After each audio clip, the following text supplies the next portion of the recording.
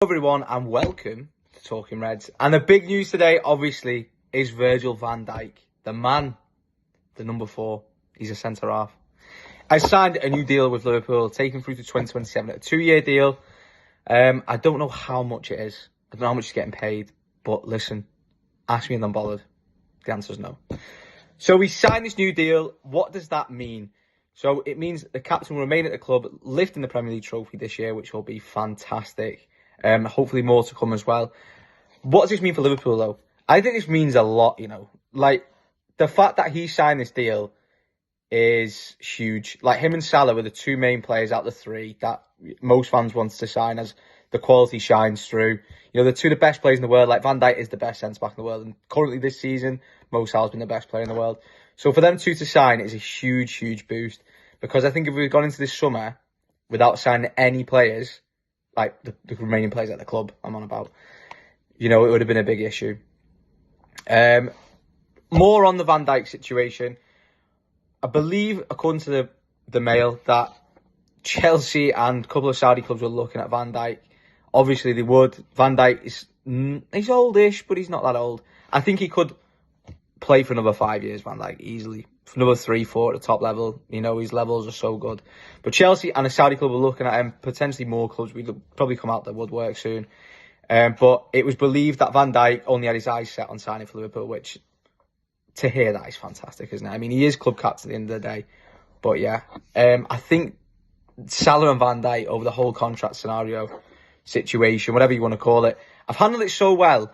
They've not been silent about what's been happening. I think, looking at the point of view where FSG are very tight with money, aren't they? But Van Dijk has been exemplary this season. Mo Salah has as well. The levels haven't dropped. The levels have got better, if not even better than they've ever been this season. And, to come out in the current climate and just talk to the media and say the right things. Obviously, I know their agents are there as well, but both of them have come out and made it quite clear that they want to sign for Liverpool. I know there's a bit of noise about, like, we don't know whether we're going to sign and stuff like that. Obviously, you can't say that we're going to sign a contract. But I think one of the reasons why it may have come out so late was because of the third person we're talking about, the Three Musketeers, if you like.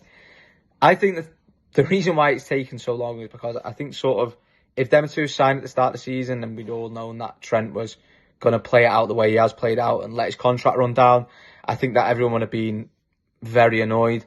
But I do have, like, my own feelings towards it is, if Trent did want to go in the summer, or, well, if Trent wanted to go to Real Madrid next summer, let's say, which he is going to do now, why didn't he just say to us he wanted to leave? I don't think he would have got as much backlash as he has right now. Like, the way the other two have handled themselves as well, like, they've had a lot of criticism off pundits. Carragher, for one, commented on Salah. Obviously, he had that little bit of beef, if you like, on Twitter, saying, you must be obsessed with me. That's what Salah said.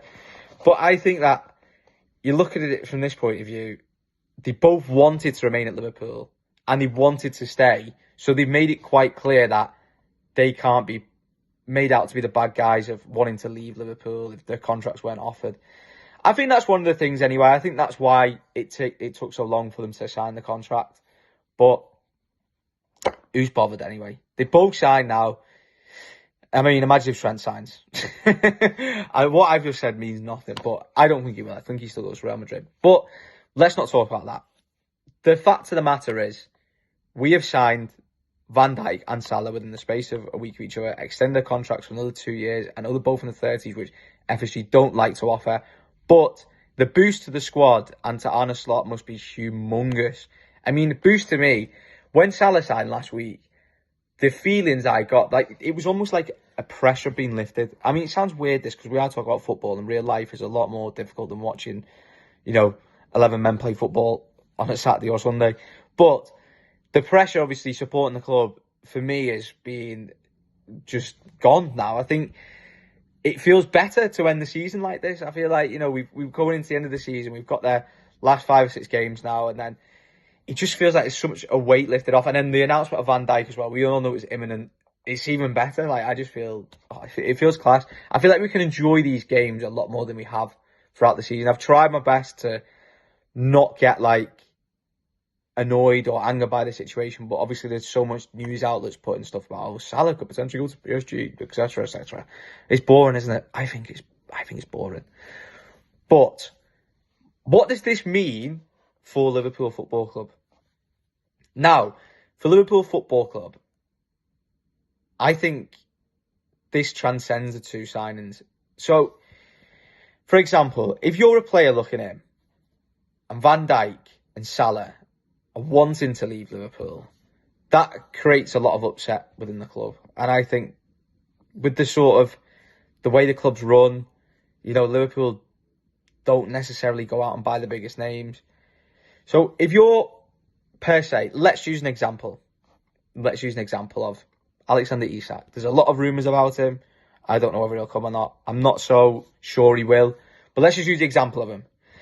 So, if Salah and Van Dijk wanted to leave and all this was happening and, what does that look like from a player looking in? It doesn't look like it's a settled squad. It doesn't like it's somewhere you want to go. It doesn't like a team with ambition. You don't want to keep all these two of your best players. Why would I want to go there? So I'm using Isak as an example because it's a good example to use, isn't it? Because it's someone we are linked with. But what this means now is we'll use Isak again.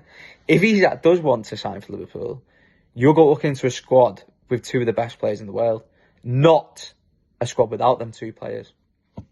Now, I think on a transfer point of view, we all know that FSG are not really big money spenders. They never have been. I don't think they ever will be. But maybe prove wrong this transfer window. But with the players staying, that makes it such a more attractive place to come. That makes it such a more attractive place to come to. Like Liverpool, they can test the waters on big players now. And I think that is something we need to do. A lot of rumours linking Ekitike to Liverpool. I'm not a big fan of him myself personally. I do think it's sort of a Darwin Núñez situation. We're not buying a player that's been at a top club. I know he's at PSG, but he didn't really get game time. I don't think it's viable to buy him. But if Liverpool go and test the waters with an Isak, with an Alvarez, I think you've got pulling power now. You've got Van Dijk, you've got Salah signed out 2 years. If you're coming into that squad, you can be learning off them, be the main man. And it goes for the two different ends of the pitch. Salah's a winger, plays up front, scores all the goals. Van Dijk keeps them out. That goes for both ends of the pitch if you're a player coming in. I know we need to find a replacement for Van Dijk eventually because he's only got 2 years left, and the same for Salah. But obviously, in the immediate, we need to obviously look towards getting rid of Núñez, which I think will happen this summer, because I don't think he is, he doesn't like his head's in it anymore. He's not really being that player that we thought he would be. So, the pulling power is good, is what I'm trying to say. Left back and striker are the main situations, the main positions that we need to bring in, don't we? And, learning off one of the best in the world in both positions for a new player coming in would be great. But I do think Liverpool could test the waters with big players, big names, and I think that's what we need to do. I'm not one for saying that we need to sign the biggest name in the world and stuff like that, but we are Liverpool Football Club at the end of the day, and we should be doing stuff like that. So, And other thing as well to say is signing them down for 2 more years doesn't cause a headache of going having to replace him right now. Salah is irreplaceable. Van Dijk is irreplaceable. So for current immediate success, Liverpool need to keep hold of them 2 players, and that's what they have done. It's taken a long, long time for it to come through, and it should never have got to this point, but they have. Salah and Van Dijk remain at the club. Actually, I've just thought of something else. I can't believe I just thought of this.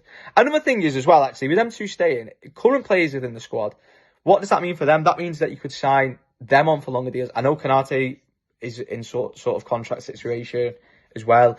Alisson's only got 18 months, I believe, left in his contract. I know Mohamed coming in as well.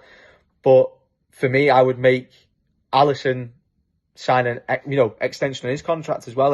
I don't think there's a drop off of Alisson at all. Alisson, goalkeepers famously stay on for a long time. Look at Van der Sar at United. What, they sign him 35 years old. Alisson's that good. He could play, till he's that age, 37, 38. Alisson's only 32. Makes sense, doesn't it? Sign a contract extension for Alisson. Mashwadili's not going anywhere. He's young. Keep him there until Alisson needs to go.